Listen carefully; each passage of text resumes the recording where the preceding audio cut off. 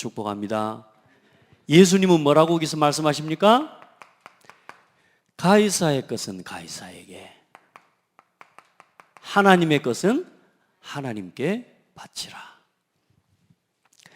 여러분, 제가 기도문에도 드리라 이렇게 표현할 수도 있지만 가능한 한 성경 그대로를 이야기하고 싶어서 바쳐라고 이야기했습니다. 그래서 여러분이 좀 예물과 여러분 우리 중심을 드리고 바치는 부분에 있어서 바치라 하니까 여러분 굉장히 좀 부담스럽게 받을 수 있을지는 모르지만 어감이 그래요. 그런데 그건 굉장히 어감이 틀린 어감이 아니라 우리가 그렇게 하나님께 바치는 인생이 돼야 돼요. 아멘. 가이사의 것은 가이사에게 하나님. 그래서 예수님께서 너희들이 돈을 갖고 와봐라, 성전세를 낼 돈을 너희들 가지고 와봐라, 그렇게 하면서 예수님께서 뭐라고 말씀하십니까? 그 동전의 그림과 글이 누구의 것이냐? 누가 직접 대답하냐? 가지고 온 질문했던 그들이 직접 대답하게 만듭니다. 뭐라고 말합니까? 가이사의 것입니다. 그때 예수님 뭐라 그래요? 가이사의 것은 가이사에게, 하나님의 것은 하나님께 바쳐라. 할렐루야. 네, 말로 싸울 필요가 없어요. 말씀을 가지고 언제나 하나님의 말씀으로 돌아가시기를 주의 이름으로 축복합니다. 예. 그런데 그 뒤에 반응이 나옵니다. 이 말을 듣고 나서 그들이 이 말씀을 듣고 놀랍게 여겨 예수를 떠나가니라. 예전에 그 예수님의 말씀을 듣고 깨닫고 뭐하니라? 따르니라. 그 병든 자, 중풍병자들이 어때요? 예수를 따르니라. 근데 이 사람들은 뭐래요? 놀랍게 여기지 절대로 믿지 않습니다. 그냥 놀라운 겁니다. 하나 일어나는 기적에 불과한 말, 어떤 하나님의 말씀이 여기서 다 저 세상에 일어나는 기적 중에 하나일 뿐인 거라 믿지를 않습니다. 우리 성도들은 믿음의 사람들 되어야 됩니다. 믿음의 사람들. 근데 이 바리새인들과 이 사람들의 특징이 뭐냐? 사실상 뭐냐? 가이사 앞에도 드리지 않고 사실상 하나님의 것도 드리지 않는 아주 악한 신앙이에요. 여러분, 복음을 가진 성도가요, 복음 못 누리면 하나님의 은혜 입어야 됩니다. 이 믿음은 뭘 통해서 들어와요? 하나님의 은혜를 통해서 들어와요. 여러분, 하나님의 은혜 입어야 돼요. 이 예배에 나와 하나님의 은혜 입어야 돼요. 하나님의 은혜 입은 심령 뭐냐? 말씀을 깨달아요. 놀랍게 여기는 게 아니고 아멘 한다니까요. 충격을 받는 게 아니에요. 하나님의 말씀을 마음에 담아요. 근데 왜 특징이 뭐냐? 전부 충격만 받고 끝나버려요. 그냥 막 놀랍게만 여기고 끝나는 거예요. 여러분, 은혜를 입어야 돼요. 하나님 백성이 하나님의 은혜를 못 입으면 어떤 일이 일어나요? 세상에 여기에다가 세금 내야 되지. 하나님께 내는 뭐 내야 돼요? 이 유대인들 이거요, 생명 걸고 드리는 거거든요. 이거 하나님 거라 그래요. 드리는 거거든요. 근데 11조 내야 되지, 세금 내야 되지. 못할 짓이에요, 이거 진짜. 교회 다니는 거 못해. 안 그래요? 아이, 불신자들이야, 세상 사람들이야, 하나만 내면 되지. 그리고 자기 마음대로 쓸 거 다 쓰고 사는데 예수 믿고 교회 다니면 어때요? 두 가지 같이 내야 된다니까. 그래요, 불평하고 살아가는 사람들이 많죠. 헌금하는 것도 힘들고 세금 내는 것도 힘든 인생이 돼버리는 겁니다. 여러분, 우리가 하나님의 은혜를 입어야 돼요. 왜냐하면 사명을 잃어버린 교회는 결국은 우상나라 세우는 일에 도구, 노예, 그렇게 살아가야 되는 겁니다. 여러분, 이스라엘 민족의 역사를 아시지 않습니까? 여러분, 아수르,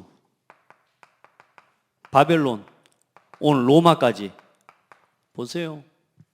하나님 백성이 하나님의 언약 놓치고 사명 잃어버리니까 아수르에 조공 바쳤죠. 그러죠? 아수르에다가 세금 바쳤다니까? 그거 안 바친다고 쳐들어와가지고 북이스라엘 쳐버렸잖아요. 바벨론에 조공 바쳤다니까요? 로마에 지금 뭐 내고 있습니까? 세금 내고 살아가야 돼요. 이 세금이 전부 어디로 쓰여지느냐? 로마의 우상신전 만드는데 전부 쓰여져요.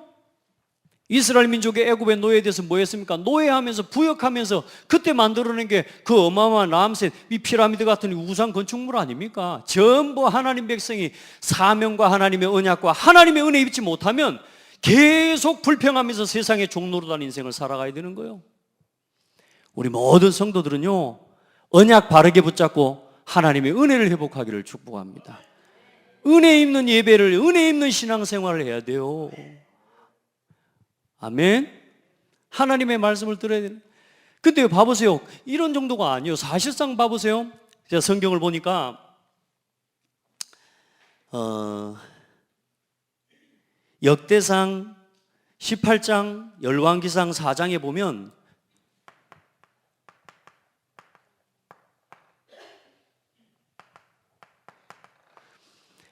다윗과 솔로몬 시대가 나와요.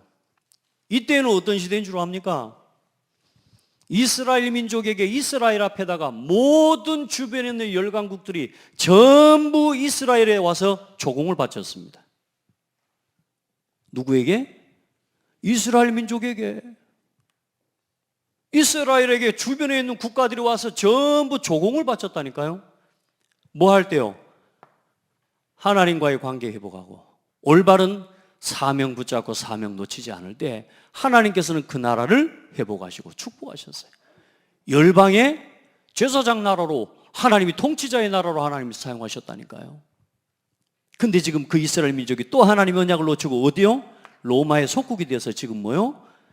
이 로마의 세금 바쳐야 되는 이런 비참한 상황까지 가 있는데, 그 상황에 대한 회개와 그 상황에 대한 아픔을 두고 하나님 앞에 돌이키고 회개해야 될 영적인 종교 지도자들이 전부 부패해버린 거예요. 여러분, 그래 지금요 하나님 앞에 우리가 같이 기도해야 돼요. 올바른 진짜 하나님 앞에서 영적 분별력을 가진 교회와 이 교회를 결국은 세워내는 건 결국은 신학생과 신학교, 신학생들, 그리고 목회자, 그리고 후대와 우리 중직자들이 일어나야 되는 겁니다.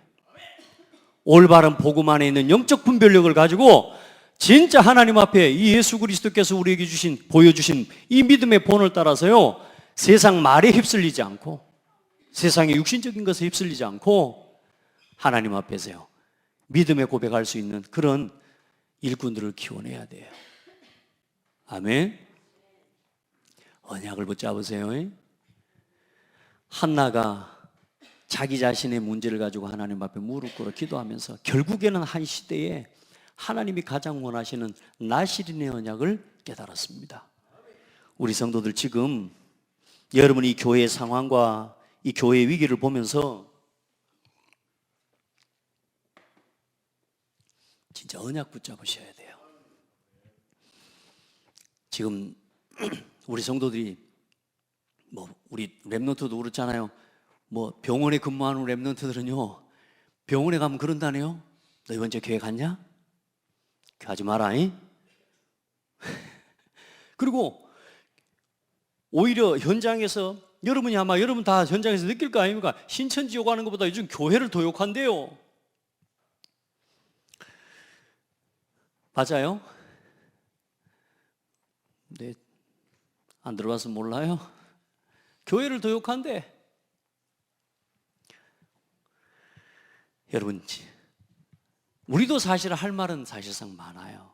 그런데 1차적으로는 우리가 국가의 재앙과 세계의 재앙, 이 문제에 국가가 같이 협력해서, 우리가 교회가 협력해서 같이 이 문제와 이 재앙의 시대를 빨리 넘어갈 수 있도록 함께 협력하는 게 맞는 거예요. 자, 그런데 교회를 절대로 세상의 사람들이 욕할 게 아니거든요. 그런데 그 세상이 교회를 욕할 수밖에 없도록 사람들이 교회에 대한 자꾸 안 좋은 선입견과 왜 계속 그런 부분들을 부각시켜내니까 어때요? 몇 교회 이야기를 전체 교회인 것처럼 막 이야기하고 표현하고요. 그렇게 해서요, 사람들이 생각해 교회에 대한 잘못된 이미지와 이런 인식들을 계속 심어가도록 그렇게 만들어가는 사회적인 분위기들, 사실상 사단의 역사를 알고 그 세상과 맞서 싸워 이기는 게 아니라 올바른 하나님이 주신 영적인 분별력을 가지고 영적인 힘을 키워야 돼요. 아멘. 그렇게 해서 싸우는 게 아니고 살려버려야 된다니까. 살려버려야 돼요. 아멘.